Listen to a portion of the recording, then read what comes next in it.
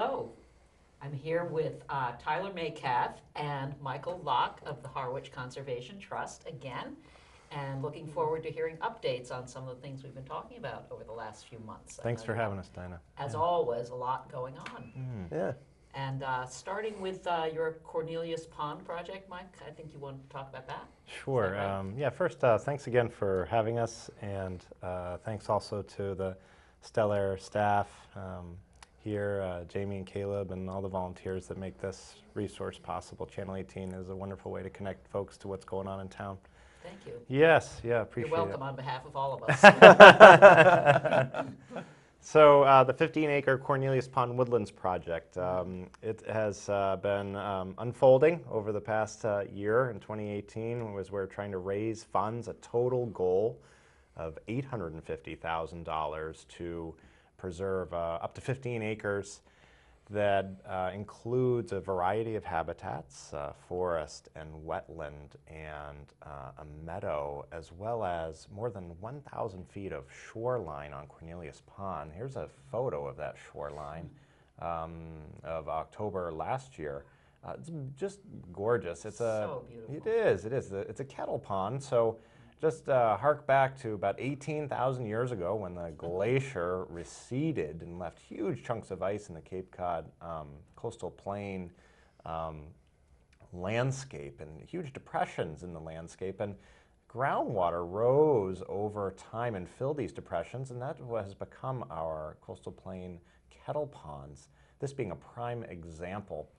And it's very rare to be able to find not only a parcel of 15 acres in size, but one that includes more than 1,000 feet of shoreline. Look at the reflection in the pond.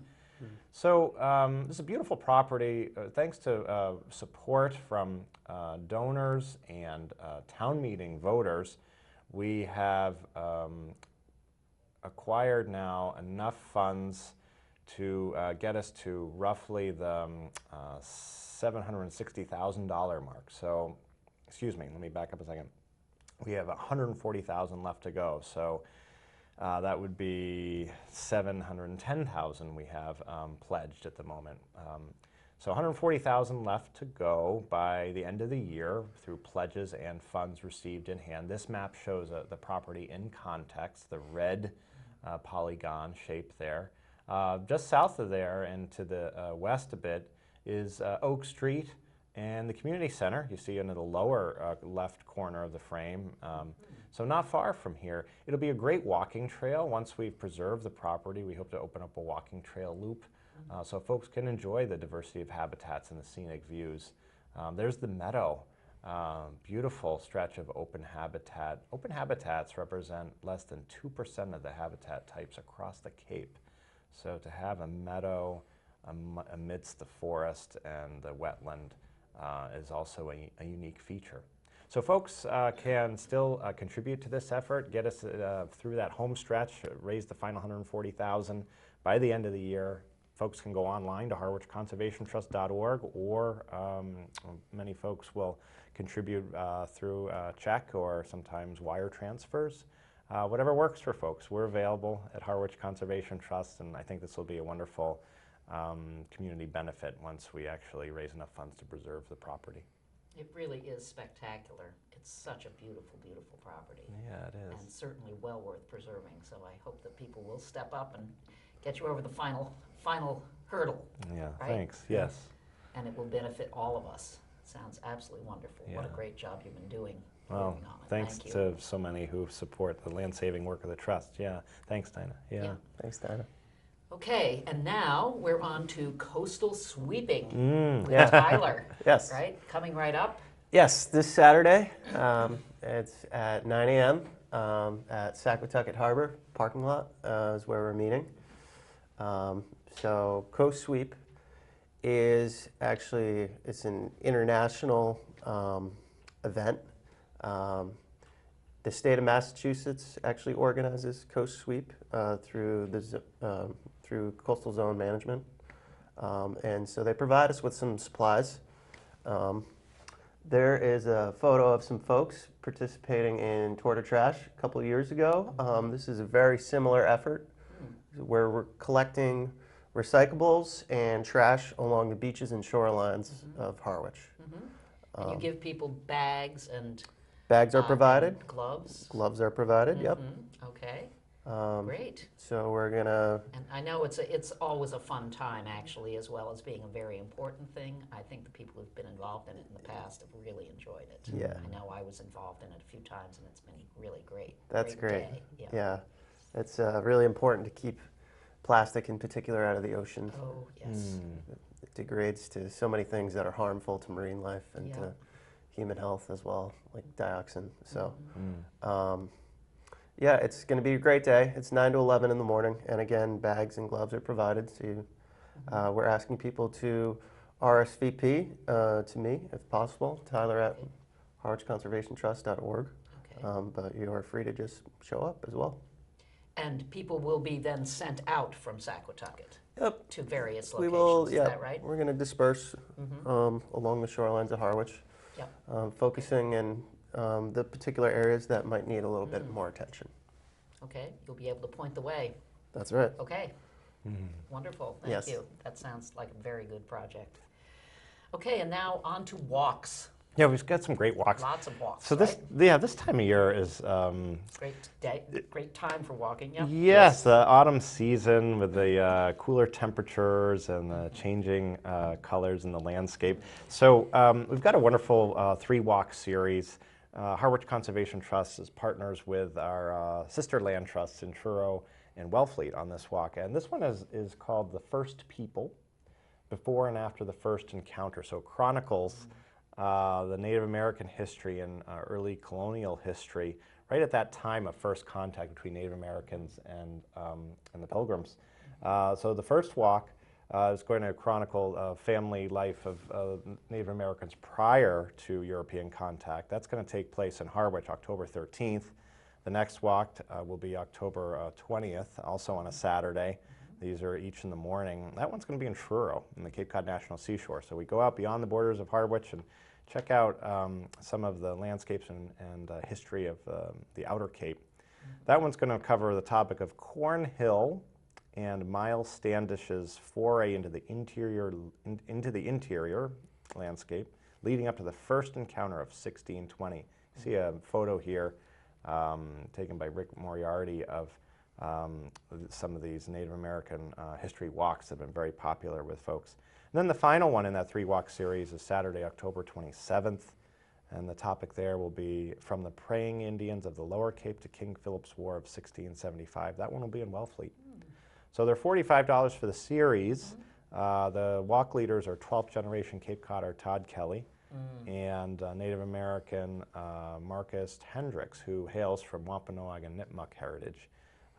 They're a great team, and it's really a wonderful experience. That's a picture of Marcus right there, talking to folks about some history of the Native Americans.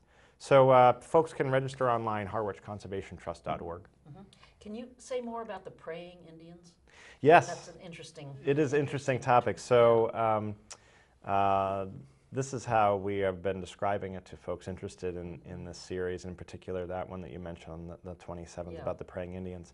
Consider how the first people of the area had to make difficult decisions about family and community in a rapidly changing world. We will compare the outcomes of social displacement for many communities and the safety of the Lower Cape for others at the time of the King Philip's War. So quite a mix of historical viewpoints and stories to be shared. As it should be. Yes, yes, Okay. yeah. So That's great. Sounds like an interesting series, so be sure to sign up in for a that. a beautiful time of year Yeah, in that month yeah. of October. Right. And now, the long-awaited astronomy walk Oh. may be Yeah. about to take place. Is that right, Yeah, maybe Tyler? we'll pull it off this time. We've unfortunately It's all had about the skies. unfortunately we've had to cancel 2 prior scheduled astronomy stargazing events, but we have one at this Sunday at Red River Beach. It looks like beautiful sky viewing conditions. It should be clear. We have amateur astronomer Michael Payne leading the event. It's going to be 7:30 p.m. at Red River Beach until about 9.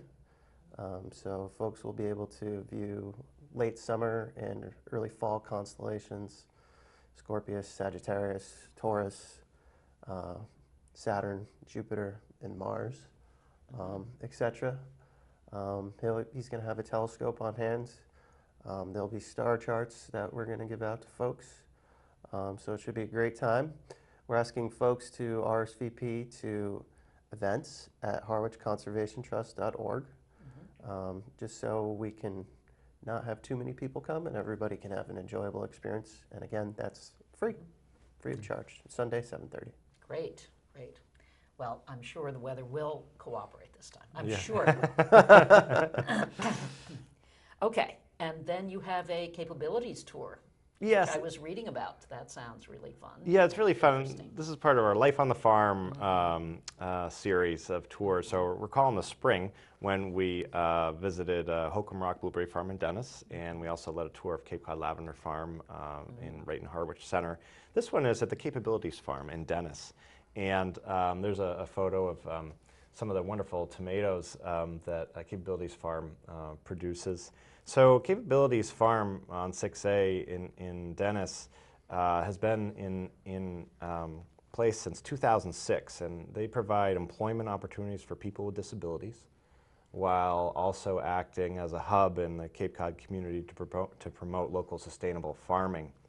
And the Capabilities Farm, as you can see there, provides a wonderful array of produce and flowers, pesticide-free.